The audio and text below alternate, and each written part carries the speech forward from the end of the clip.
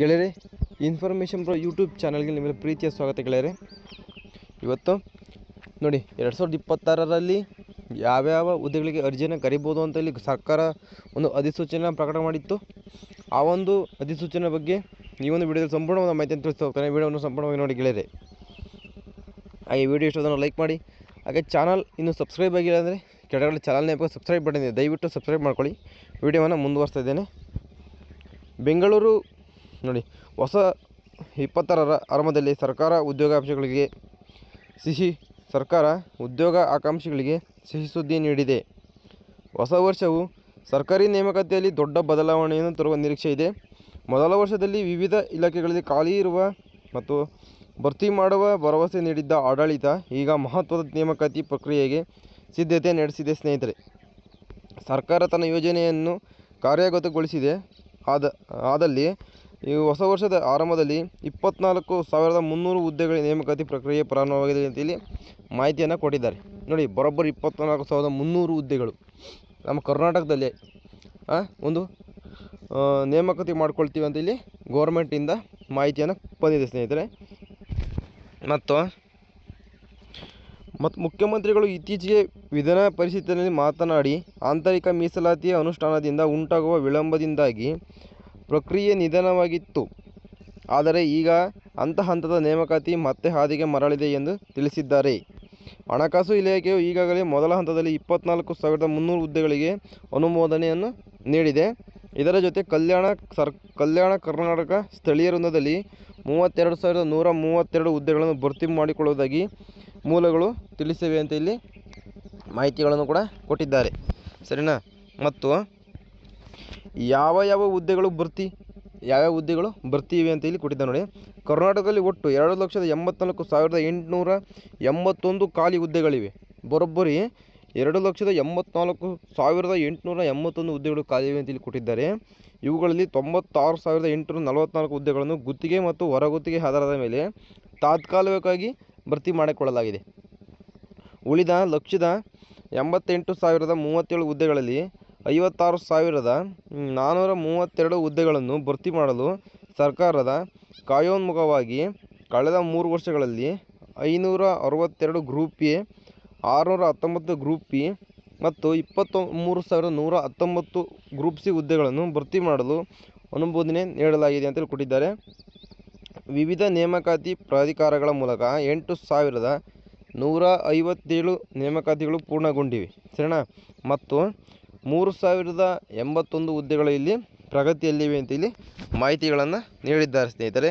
ಇವು 2026ರಲ್ಲಿ ಕರೆಯಬಹುದಾದಂಥ ಜಾಬ್ಗಳು. ಸರಿನಾ? ಒಟ್ಟು ಎಷ್ಟಿದ್ದಾವೆ ಕರ್ನಾಟಕದಲ್ಲಿ ಖಾಲಿರ್ತಕ್ಕಂಥ ಹುದ್ದೆಗಳು? 2,84,000 ಹುದ್ದೆಗಳು ಇಲ್ಲಿ ಖಾಲಿ ಇವೆ ಅಂತ ಇಲ್ಲಿ ಕೊಟ್ಟಿದ್ದಾರೆ.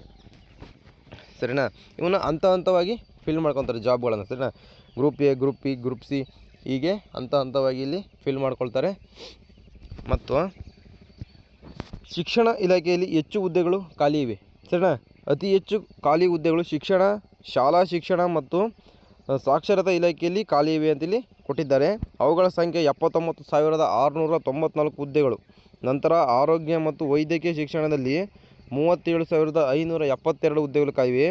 ನಗರಾಭಿವೃದ್ಧಿಯಲ್ಲಿ 28,188 ಹುದ್ದೆಗಳು ಖಾಲಿವೆ. ಉನ್ನತ ಶಿಕ್ಷಣದಲ್ಲಿ 13,599 ಹುದ್ದೆಗಳು. ಕಂದಾಯ ಇಲಾಖೆಯಲ್ಲಿ 10,867 ಹುದ್ದೆಗಳು. ಪಶುಸಂಗೋಪನೆಯಲ್ಲಿ 11,020 ಹುದ್ದೆಗಳು. ಗ್ರಾಮೀಣಾಭಿವೃದ್ಧಿ ಮತ್ತು ಪಂಚಾಯತ್ ರಾಜ್ ಇಲಾಖೆಯಲ್ಲಿ 10,504 ಹುದ್ದೆಗಳು. ಪರಿಶಿಷ್ಟ ಜಾತಿ ಕಲ್ಯಾಣದಲ್ಲಿ 9,646 ಹುದ್ದೆಗಳು ಮತ್ತು ಹಿಂದುಳಿದ ವರ್ಗಗಳ ಕಲ್ಯಾಣದಲ್ಲಿ 8,525 ಹುದ್ದೆಗಳು ಖಾಲಿ ಇವೆ. ಸರಿ ನೋಡಿ, ಕರ್ನಾಟಕದಲ್ಲಿ ಖಾಲಿ ಇರತಕ್ಕಂಥ ಬರೋಬ್ಬರಿ ಎಲ್ಲ ಹುದ್ದೆಗಳು ಮಾಹಿತಿ ಕೂಡ ಇಲ್ಲಿವೆ. ಸರಿನಾ?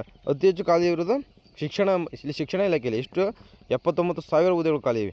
ವೈದ್ಯಕೀಯ ಶಿಕ್ಷಣದಲ್ಲಿ 37,000 ಖಾಲಿ ಇವೆ. ನಗರಾಭಿವೃದ್ಧಿಯಲ್ಲಿ 28,000. ನೋಡಿ, ಒಂದು ಕರ್ನಾಟಕದ ಅಭ್ಯರ್ಥಿಗಳಿಗೆ ಒಂದು ಸುವರ್ಣಾವಕಾಶ ಅಂತ ಹೇಳ್ಬೋದು. ಇವೆಲ್ಲ ಜಾಬ್ಗಳಾದರೆ ಕರ್ನಾಟಕದಲ್ಲಿ ಒಂದು ಉದ್ಯೋಗ ಸೃಷ್ಟಿ ಬಹುಬೇಗನೆ ಇರುತ್ತೆ ಅಂತಲೇ ಇಲ್ಲಿ ಮಾಹಿತಿಗಳನ್ನು ಕೊಟ್ಟಿದ್ದಾರೆ ಸ್ನೇಹಿತರೆ.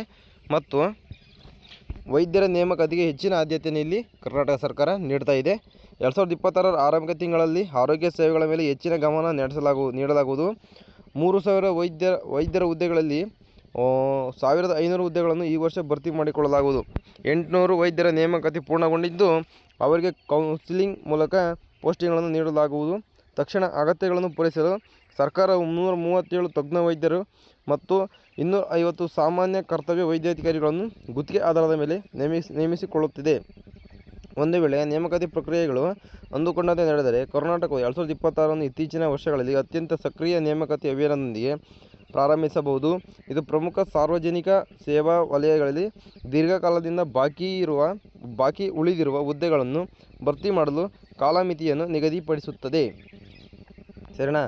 ನೋಡು, ಈ ವರ್ಷದಲ್ಲಿ ಒಂದು ವೈದ್ಯಾಧಿಕಾರಿಗಳಿಗೆ ಸರಿನಾ, ಈಗಾಗಲೇ ಎಲ್ಲ ಜಿಲ್ಲೆಗಳಲ್ಲೂ ಕೂಡ ಒಂದು ಶಿಕ್ಷಣಾಧಿಕಾರಿಗಳು ಮತ್ತು ವೈದ್ಯಾಧಿಕಾರಿಗಳ ಅಧಿಸೂಚನೆ ಭಾಳ ಬೇಗನೆ ನಡೀತಾ ಇದೆ. ಅದರ ಬಗ್ಗೆ ನಮ್ಮ ಇನ್ಫಾರ್ಮೇಷನ್ ಬ್ರೋ ಯೂಟ್ಯೂಬ್ ಚಾನಲಲ್ಲಿ ಮಾಹಿತಿಗಳನ್ನು ನೀಡಿದ್ದೇವೆ. ದಯವಿಟ್ಟು ಯಾರಾದರೂ ವೀಡಿಯೋಗಳನ್ನು ನೋಡಿಲ್ಲ ಅಂದರೆ ಹೋಗಿ ವೀಡಿಯೋಗಳನ್ನು ನೋಡಿ. ಮತ್ತು ಮುಂದೆ ಇಷ್ಟು ಕರ್ನಾಟಕದಲ್ಲಿ ಕರೆಯಬಹುದಾದಂತಹ 2026ರಲ್ಲಿ ಕರೆಯಬಹುದಾದಂತಹ ಖಾಲಿ ಇರುವ ಹುದ್ದೆಗಳ ಬಗ್ಗೆ ಒಂದು ಸಂಪೂರ್ಣವಾದ ಮಾಹಿತಿಯನ್ನು ವಿಡಿಯೋದಲ್ಲಿ ತಿಳಿಸಿದ್ದೇನೆ. ವಿಡಿಯೋವನ್ನು ಸಂಪೂರ್ಣವಾಗಿ ನೋಡಿದ್ದಕ್ಕಾಗಿ ನಿಮಗೆಲ್ಲ ಧನ್ಯವಾದಗಳು. ಹಾಗೆ ಚಾನಲ್ ಸಬ್ಸ್ಕ್ರೈಬ್ ಆಗಿಲ್ಲ ಅಂದರೆ ದಯವಿಟ್ಟು ಸಬ್ಸ್ಕ್ರೈಬ್ ಮಾಡ್ಕೊಳ್ಳಿ. ನಮ್ಮ ಚಾನಲಲ್ಲಿ ಇದೇ ರೀತಿ ಜಾಬ್ಗಳ ಬಗ್ಗೆ ಮಾಹಿತಿಯನ್ನು ತಿಳಿಸ್ತಾ ಹೋಗ್ತೇವೆ. ಸಿಗ್ತೀನಿ ಇದೇ ರೀತಿ ಜಾಬ್ ಇನ್ಫಾರ್ಮೇಷನ್ ತಗೊಂಡು. ಅಲ್ಲಿವರೆಗೂ ನಮ್ಮ ಚಾನಲ್ ನೋಡ್ತಾ ಇರಿ. ಸಿಗ್ತೀನಿ ಮುಂದಿನ ವಿಡಿಯೋದಲ್ಲಿ. ಬಾಯ್.